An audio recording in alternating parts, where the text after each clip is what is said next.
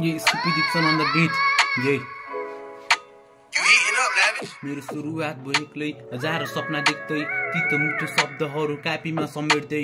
संघर्ष गरे पनि सफलता नभेट्दै म खुल्लायो आकाशमा बग्छ हावाहारको मेघ आज भए म एक्लो दुःख अनेक थियो पीडा भुलाउन आफ्नो पानामा लेख्थ्यो केटीतिर होइन मेरो गानामा प्रेम थियो कोही नहुँदा मेरो साथमा प्रेम थियो बाहिर आँसु भएन भित्र पीडा छ नि हजार चारैतिरबाट तँलाई गर्न सक्छन् प्रहार तर हिम्मत कोहीले नहार सही खुसी किनिदिन्थ्यो खुसीको पनि